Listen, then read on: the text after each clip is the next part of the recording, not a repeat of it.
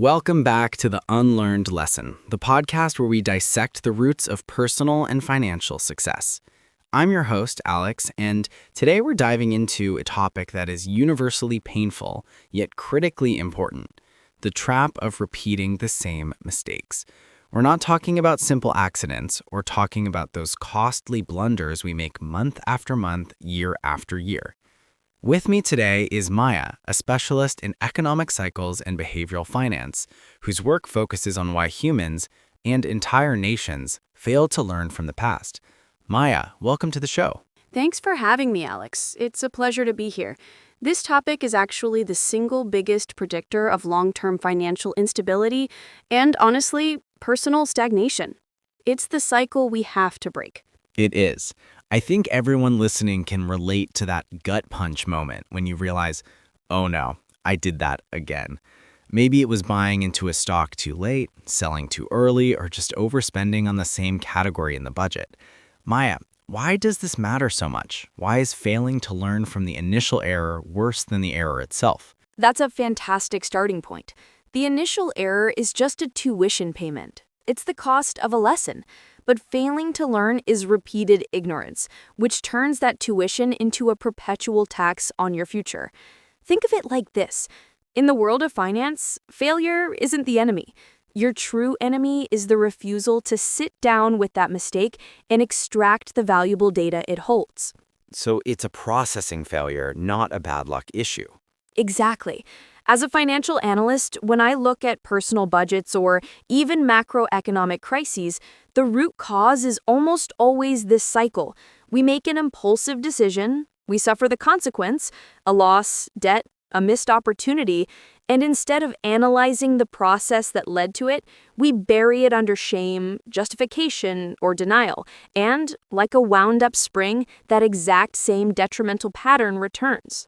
The psychology of self-deception. That brings us to the core of the problem, which is psychology. If we know something is harmful, why do we insist on doing it again? What are the mental traps stopping us? This is lesson 1, and it's psychological, not financial. A financial error doesn't just hurt the wallet, it profoundly hurts the ego. Our brain is wired to activate defense mechanisms to shield us from that pain. We deny, we justify, or we blame external factors. The market was volatile, or my boss was unfair. Precisely. And that's a mental shortcut that prevents deep reflection.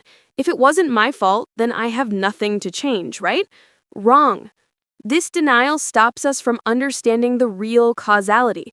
It's much easier to blame a volatile market than to admit we didn't do the due diligence, or that we succumbed to fear and sold too early.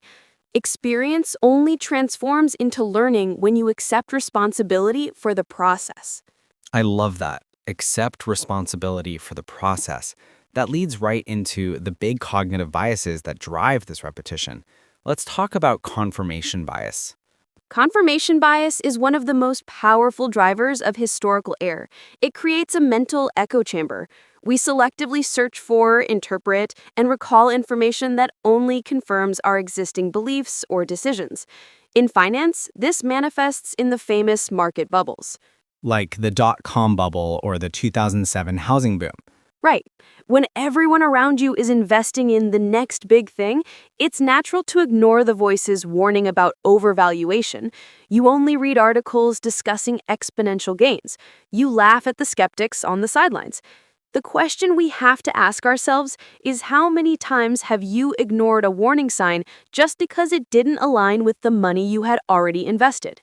It's the classic sunk cost fallacy mixed with an ego boost. It is. To learn here means you have to actively seek the opposite argument, the bear case. You have to find the reasons why your current plan might be wrong, even if it feels uncomfortable. And then there's the flip side of that, overconfidence, which often affects beginners after a lucky win, the Dunning-Kruger effect.